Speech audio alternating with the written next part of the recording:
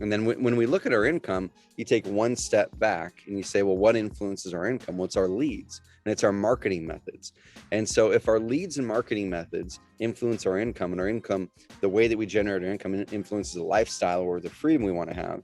If we want to have true freedom, all we have to do is look back to our marketing and say, what type of marketing will give me more freedom?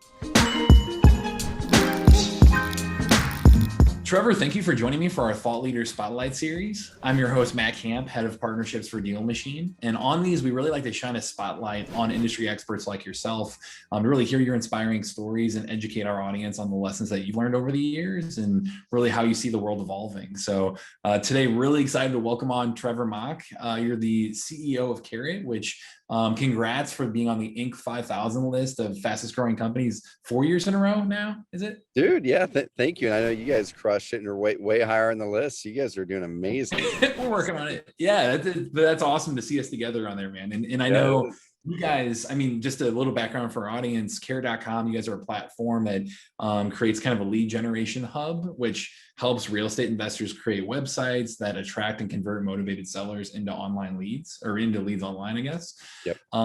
You guys have done that for over 3 million online leads in the last 5 years for your customers, which is that's quite a staggering number. So congrats on that too.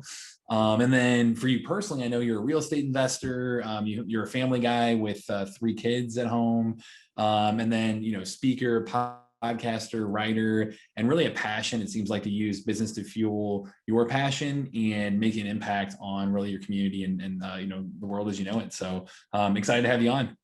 Dude, I appreciate it, Matt. And one cool thing I want to point out that you had mentioned is we do business. And the thing I want to challenge everyone that's listening to this is always ask the question, like, I'm doing this so that what, right? I'm doing this so that what can happen? And the so that part shouldn't be money. It should be something else. And for me, it's freedom and impact. And so everything that we're going to be talking about probably in this or anything else you'll find out, you can research on Carrot or me online, is we might teach you tactics, we might teach you strategy, but it's always so that you can get more freedom and impact from your business. So hopefully we're able to deliver on that promise. And that's the part I'm the most passionate about. Love it. Yeah. And to kind of start, maybe can you talk about your journey, your background, maybe your why and passion behind that?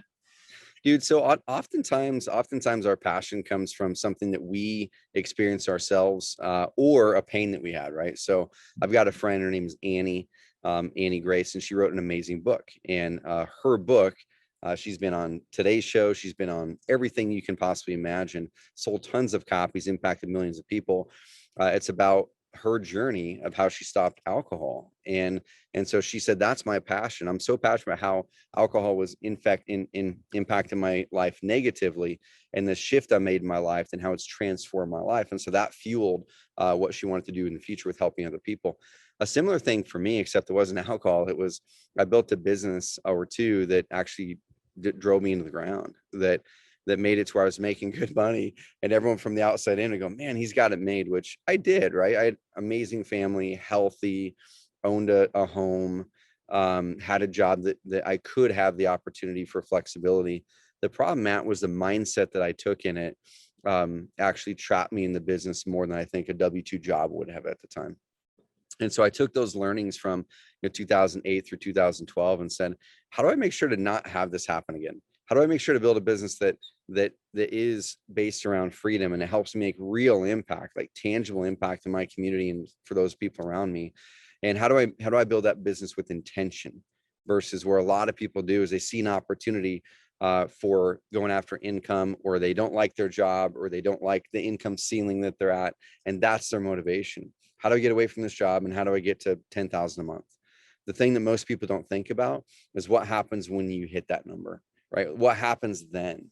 And how do I make sure that business is truly intentional, building towards something that matters and that matches a core set of what I call non-negotiables? And so that led into Carrot.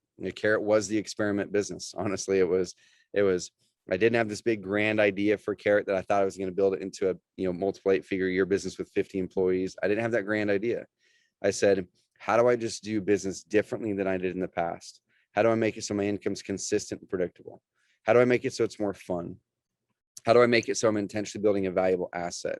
How do I make it so I'm working within my unique abilities versus stuff that drains my energy? And any real estate investor or agent listening to this can do the exact same things with your business. You just have to approach it in some different ways. And that's kind of where evergreen marketing comes in, which we'll get into in a bit. But dude, I Yeah. want businesses to free you, not trap you. I love hearing that. Yeah, and we'll dig into the, like you said, the evergreen marketing, and want to know a little bit more about, your passion here in a few minutes too. But to kind of give people context as well, I know we love teaming up with you guys. I think DealMachine and Carrot is complementary in just so many ways. We did a webinar together on that, and like how to use offline plus online marketing to really supercharge your lead generation. So we'll link to that here, but that's on our YouTube channel as well. And we're actually, we've been releasing a series of videos that you recorded with David, our CEO, around how we work together as well too. So we love teaming up. To kind of recap that, can you give the audience perspective watching this on, how we play together and why offline plus online is so powerful together? Dude, at the high level, Matt, it's this. So if we're doing any kind of marketing, right? So if we're doing DealMachine and driving for dollars, if we're doing text message marketing, cold calling, direct mail, knocking on doors, billboards, bandit signs, doesn't matter. If you're doing any type of marketing, that marketing eventually drives online demand, whether you put your website on it or not, right? So if you are doing DealMachine and then a postcard goes out, what happens is people are just generally curious and they're seeking out credibility and trust from those people that they work with, especially their big financial decisions. And so if you can picture that seller who gets that postcard, and maybe they got other postcards and text messages from other people too, the thing that they're looking at is, I'm aware that I have a problem. Okay. Now I'm seeking out solutions, and here's 4 or 5 solutions.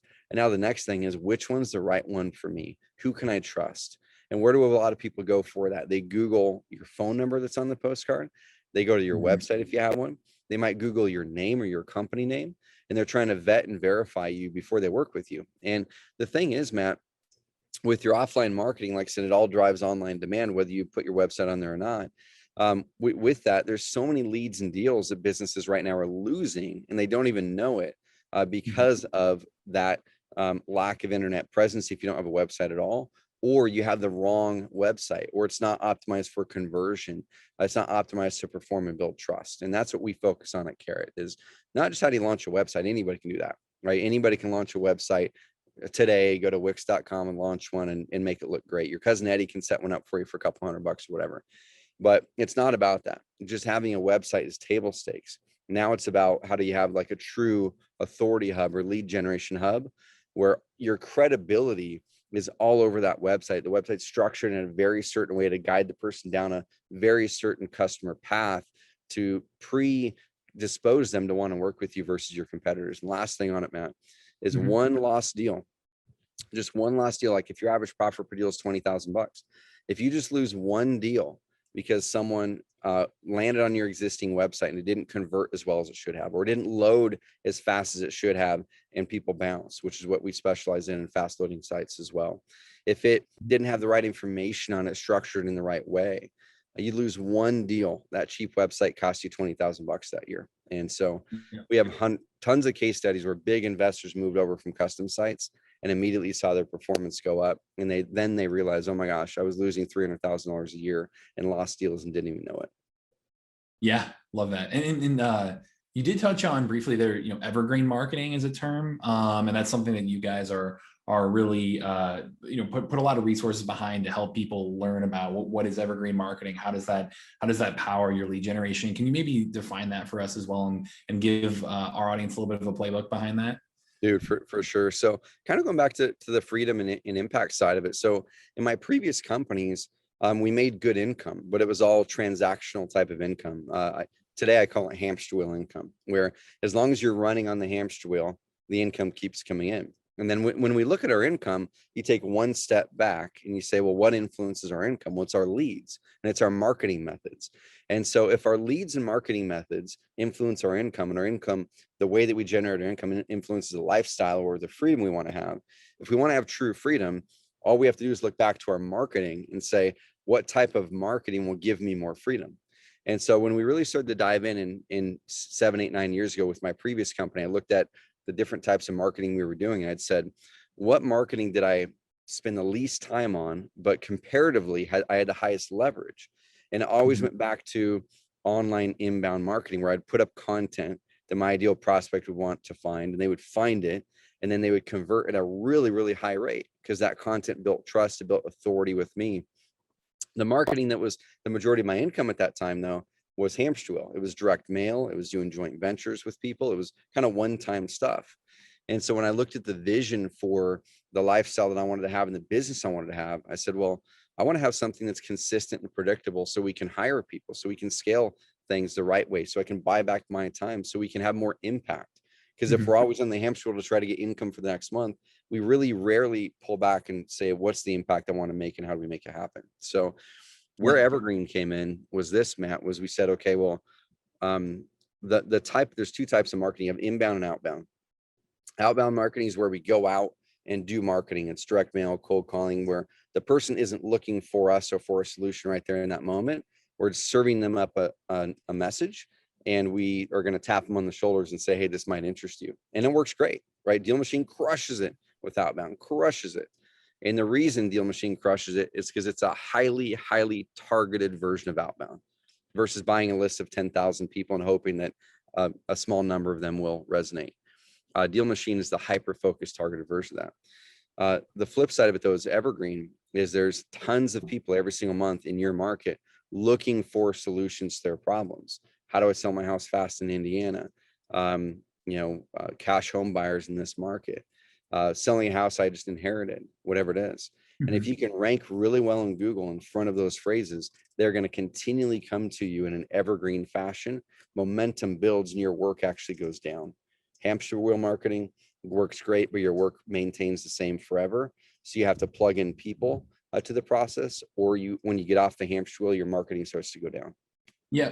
It's funny. My past history as well was really focused on content marketing and inbound and doing that really not just real estate, but in an agency for all kinds of different industries. And what we would see be really successful there is when you're combining, so, like we're talking about here, the outbound tactics of doing something, that's really focused on the shorter term lead generation, like the driving for dollars focus of getting out there and door knocking or calling or, doing these immediate feedback loop type lead generation strategies. Yep. Combining that with long-term strategies like your online presence and Evergreen and being able to put out great content, and those two things together are just incredibly powerful. So dude, they're huge, right? And what I like to tell people is with an overall marketing strategy, like people ask us, hey, can I do 10 deals a month with just SEO, right? As an example.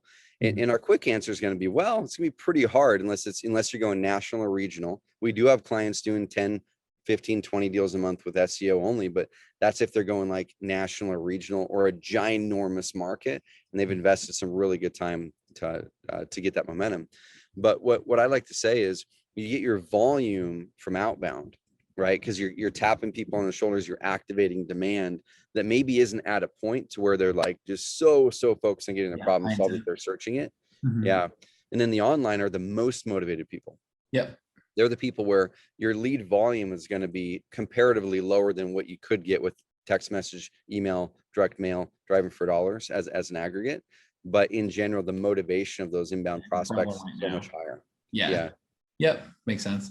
So for any real estate investor listening to this or newbie that's just getting started, if they're like, yeah, I'm fully bought in, I want to, build a great online presence. Can you kind of give them the playbook of what's the lowest hanging fruit, like where you would start and where you're going to get the most bang for your buck there? Dude, the first thing, it kind of goes back to the tool that you're using or the website. And of course, that's what we do for a living, but I'm not saying this because I do that for a living. I do this for a living because I saw the opportunity. I'm like, people are doing it wrong. And they're launching websites because they think they just need to get online or that all websites are the same. And they don't realize the leverage that you have when you do it right. Like I said, in a high margin service business like we're in, you lose just one deal that costs you $10, $20, $30,000. And so when we look at our website, it's actually a much higher leverage tool than most people are giving it credit for. Where if you win an extra $50,000 deal, then because you have an optimized website that loads really fast and you have the right support and the right strategy, how much is that worth? Well, it's worth at least 50 grand. But people try to look at their website as an expense that they are trying to spend the least amount possible. And let me spend $10 a month on Wix because I can get up a website that has a lot of the same wording. But what if you're not doing split testing? to really recognize what are the right words, the right message, the right flow that a seller needs to see. So the very first thing I would do, Matt, is number one, is look at the current marketing you're doing and say, how can I make my current marketing work better with an authority hub? Okay, not just a website. Anyone can launch a website. What we need today is the authority hub, the lead gen hub. That's the hub of all of our marketing that makes all of our marketing work better. So if you're doing driving for dollars with DealMachine, and you don't have a website, an authority hub, that's the first step. Is you can use Carrot, you can go potentially try to build something, but we have all of that baked in, the high page speed, amazing support, that kind of stuff. And then build your credibility on there at the start, because you don't need to even have it rank well for anything other than your company name at the start. And so that's where a lot of people will say, well, yeah, I don't want to do SEO, or I don't want to spend the time doing it, or I'm not going to do paid traffic yet. Cool. Like, just start off making your offline marketing work better, and that's it.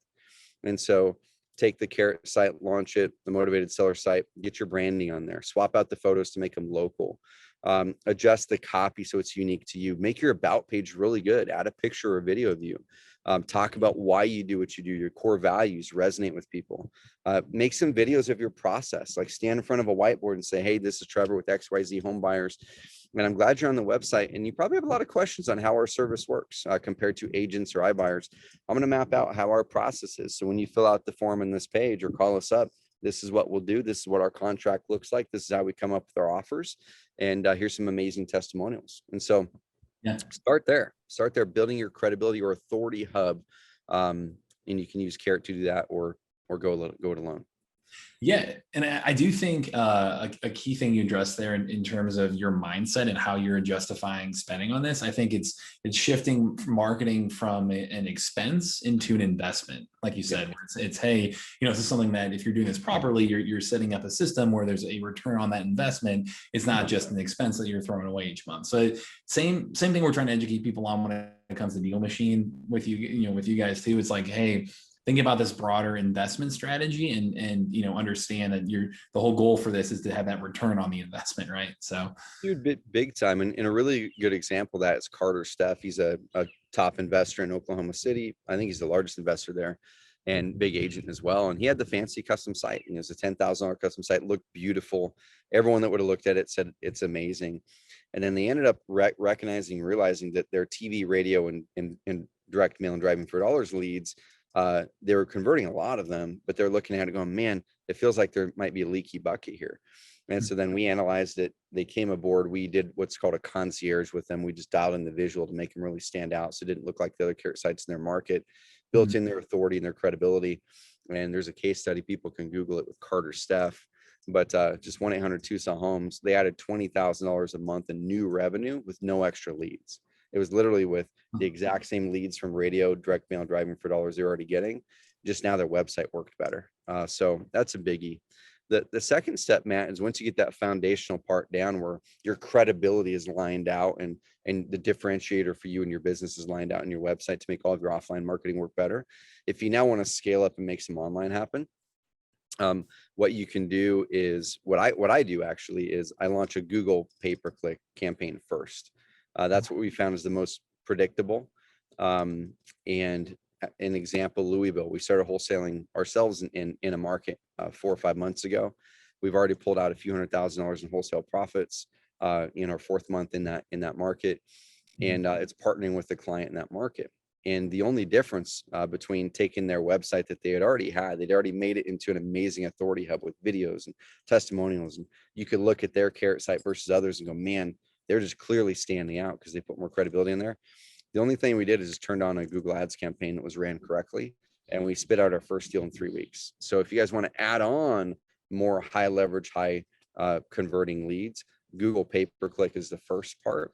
But it takes a mindset shift, because people will hear from other people, isn't it expensive? Aren't Google Ads expensive? Well, shoot, I heard from my buddy, it's $250 a lead, and I can get leads over here on Facebook for $45 a lead, or I can get leads through cold calling for this.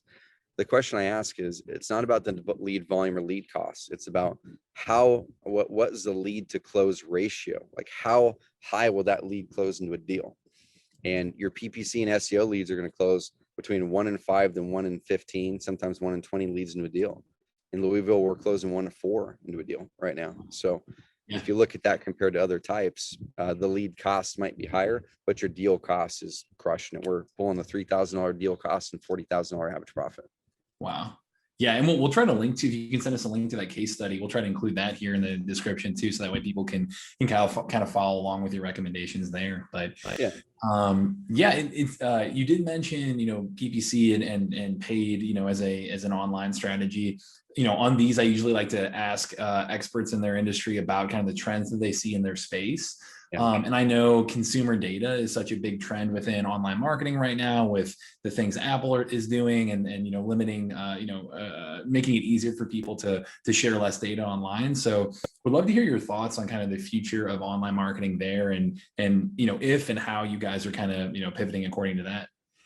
Dude, such a good question, man. So there's a few dynamics to it. So number one, when you focus on inbound marketing versus outbound, so once again, outbound is you take a marketing message and you get it in front of people somehow without them seeking you out, right? That includes Facebook ads. That's technically outbound, right? You're getting an ad in front of them to hope that they respond. Google ads are kind of a mix between the two, because they are seeking out, it's inbound, but you're like accelerating that because they are seeking out an answer to their problem. You're just paying to get to the top faster. What we have found, Matt, is any of the outbound methods like that, the digital outbound methods, display ads, Facebook ads, things like that, we are seeing an impact in those for sure. We're seeing an impact in those for sure, mainly because of, like what you said, iOS, the iOS update makes it to where a lot of people, I read a number recently, is like over 80% of people are tapping the thing to opt out. Yeah. And so if 80% of your prospects are now not sharing the websites that they had visited, and you can't retarget them as easily. And that's one of the main things, retargeting has been impacted, right? What you can do is this: if you're generating leads, or here's an even better thing, if you're using DealMachine, and let's say you added X amount of property addresses to the deal, and then DealMachine skip traced them for you, you can instead now take that list of 1,000 addresses or 500 addresses, upload those to Facebook. And then Facebook now can find those Facebook accounts attached to those, and you can serve up ads to them now. Okay, so use your DealMachine, use your direct mail marketing, use your cold calling hyper targeted lists, and upload them to Facebook to get Facebook to match them to Facebook accounts and serve them ads. So yeah, that's a really good one. Super powerful. Yeah. Number two is, if you're already generating a bunch of online leads, let's say through PPC or through any other method, through your direct mail where they go online, it's the same thing. Take those leads that turned into deals, or take those leads that's filled out the step 2 form on Carrot, package them together if you have hundreds and hundreds of them, and now upload them into Facebook and have Facebook find people like them. And so it's called a lookalike audience. And historically, what we were doing, Matt, was, and it still works, but not to the degree that it did. Historically, we were creating retargeting audiences from people who landed on your website. We would tell Facebook, hey, find more people like these people who landed on the website, and serve up ads to these people who landed on the site.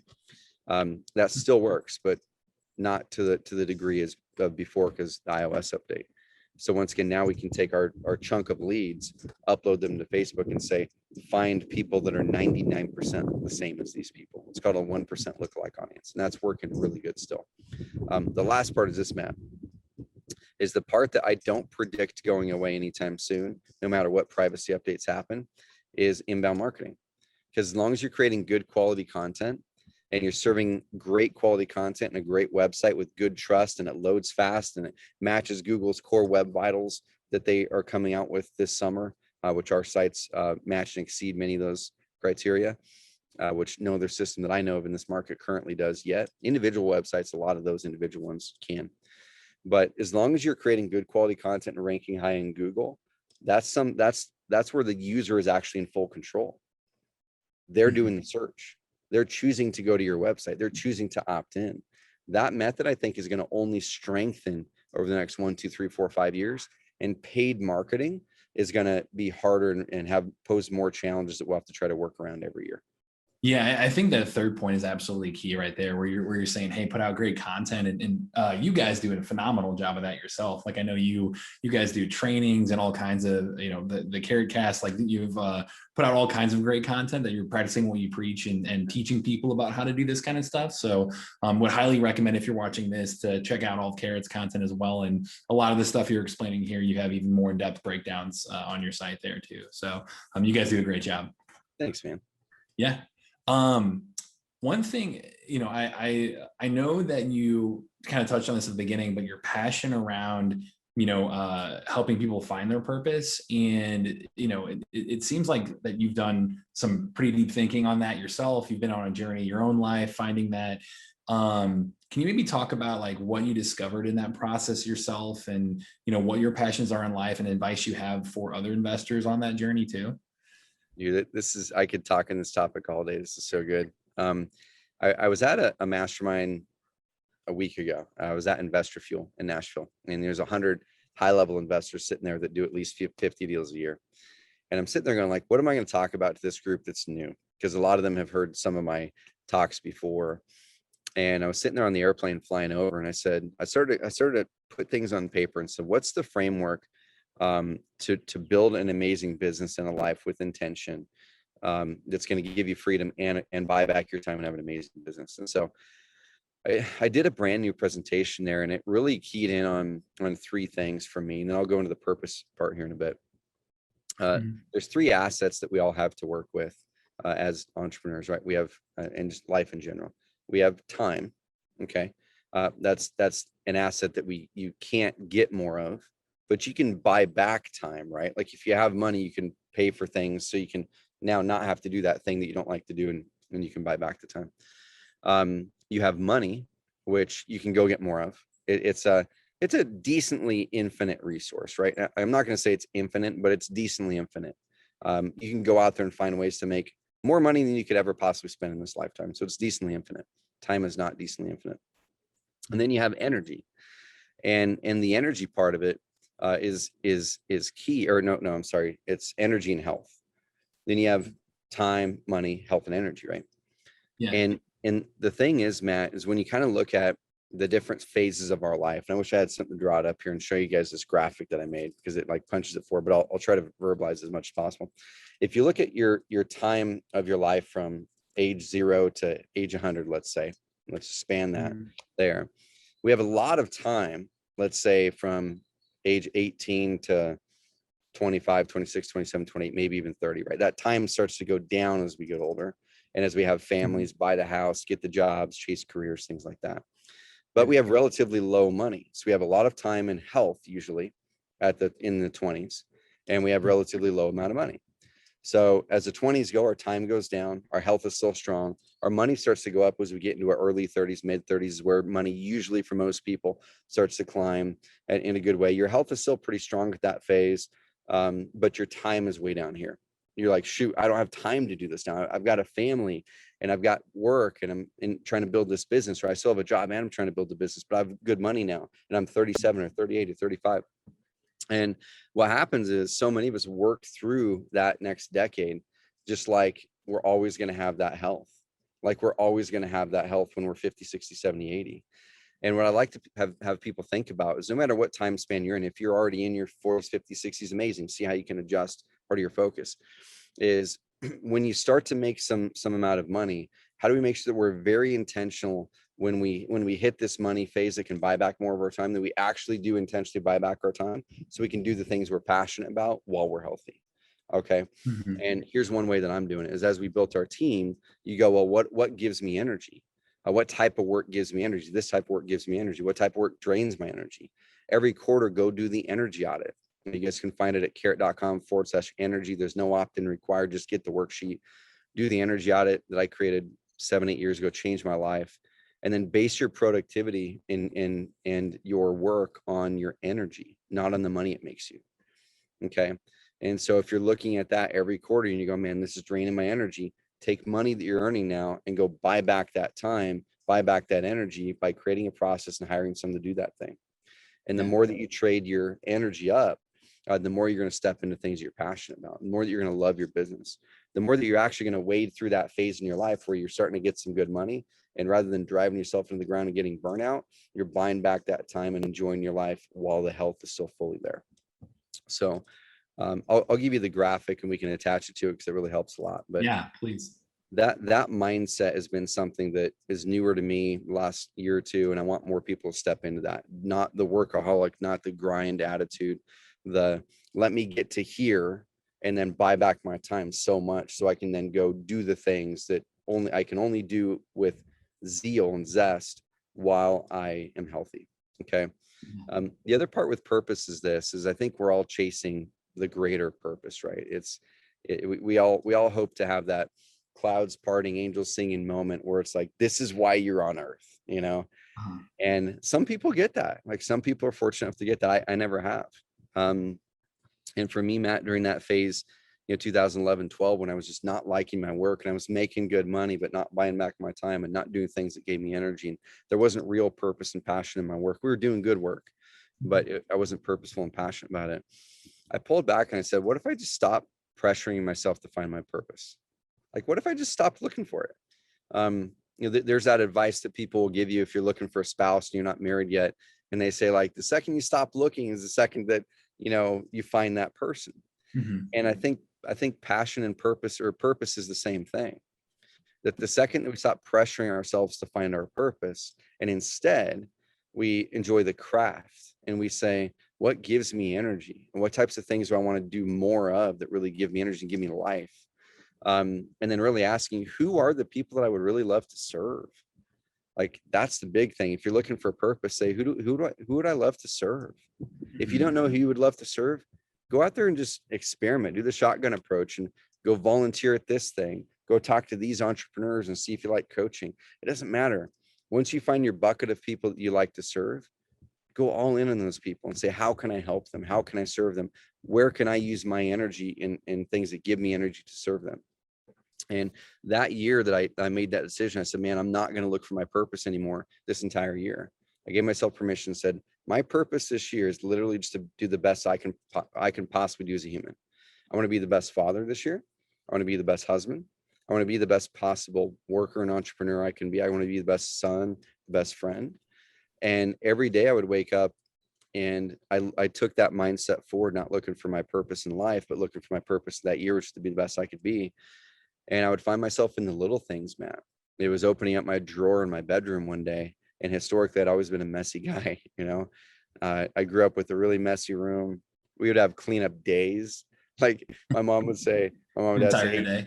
yeah, it's like, Yeah. you need to clean up your room today. And I'd be in there all day. And it'd be like once a month or something like that.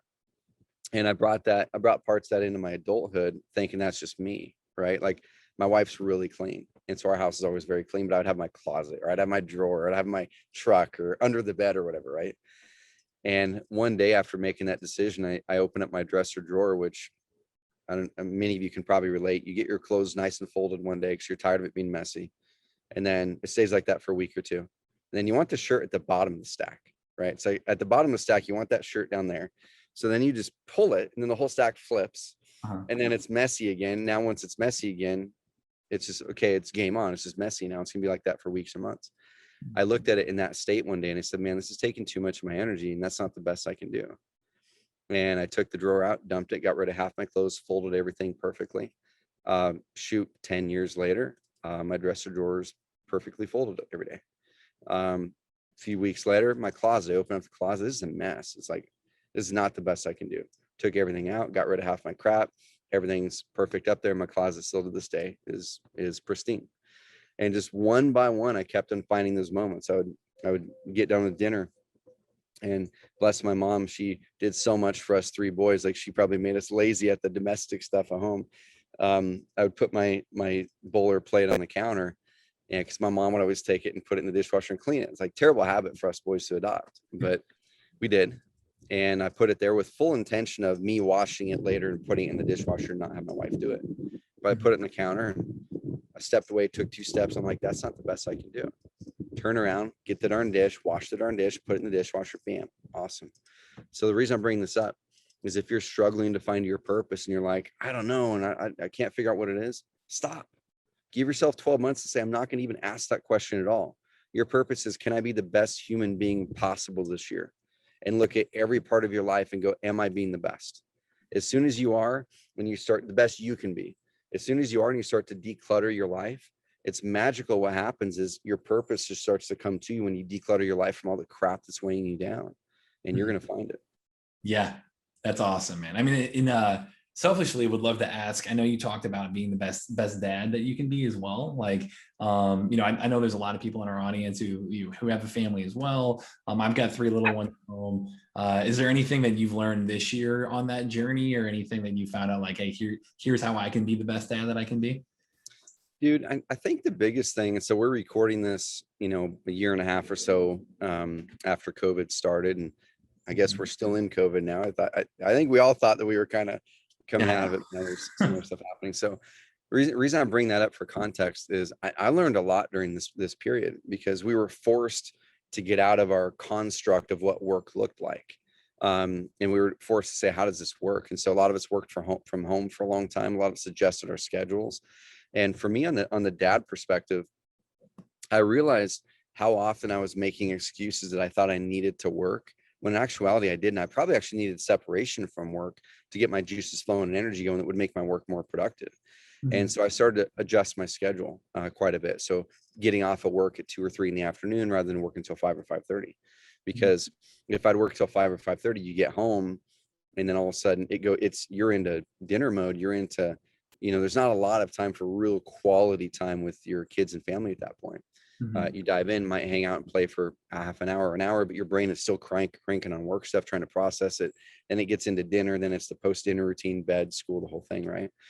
And so I said, well, what if I could adjust my schedule up, or adjust my schedule down and compress it?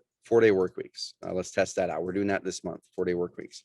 What if I do 1 or 2 hyper-focused days that are just on the highest priorities, and so they're not getting just drowned with low priority stuff. And then I can really make a lot of momentum. So I'm not feeling guilty about taking a half of a Friday off or a half of a Thursday off, because I didn't make my progress I wanted to at work. No, it's like I make the progress in those 1 or 2 focus days now, and I don't feel guilty with taking a half day off to go hang out with my family, or taking the extra day off. So I think the biggest thing, Matt, for me, and it's not perfected at all. Like if my wife were to listen to this, she'd be like, but you didn't do that thing this last week. Like, yeah, but I'm working on it. It's getting better. Is remove the guilt as much as you can that we trade between life and work, between home and work. And the way that I did that is getting way more intense with my schedule and not making it a 9 to 5. Because when you make it a 9 to 5, you start to encroach on a lot of good quality time with your kids. Make it 6 in the morning to 2. Make it, whatever it is, 11 o'clock to 5. And then use Parkinson's law, which states the amount of time you give something is the amount of time or space that it will actually take up. If you give yourself 8 hours in the day to do these 3 tasks, they will take you 8 hours. If you give yourself 5 hours in the day to do those same 3 tasks, you'll get more focus, you'll cut the clutter, and it'll only take you 5 hours. So trim your workday, adjust your schedule up or back, and then give yourself grace for taking more time off, but you have to then schedule and focus blocks of days. Yeah.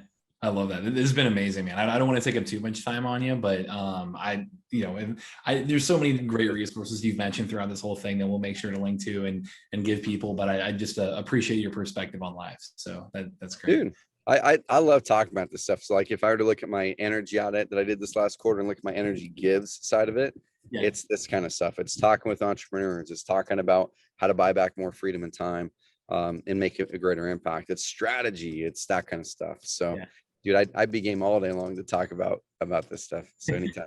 I mean, you can tell it's very, very genuine how much you want to help people with this stuff. So again, appreciate your time today. Man, I appreciate you as well. And everyone in the whole DealMachine community and the team, those of you guys that are listening to this, I mean, there's very few companies in this industry who I think raise the standard for everybody else. And DealMachine is one of those that we look up to as well. So just grateful to be a part of the world with you guys, and glad that we're working together. Yeah, well, hey, feelings mutual, and thanks again, Trevor. I really enjoyed the conversation. To everyone watching, again, this is Matt Camp with DealMachine, and happy deal finding. Awesome. Thank you guys.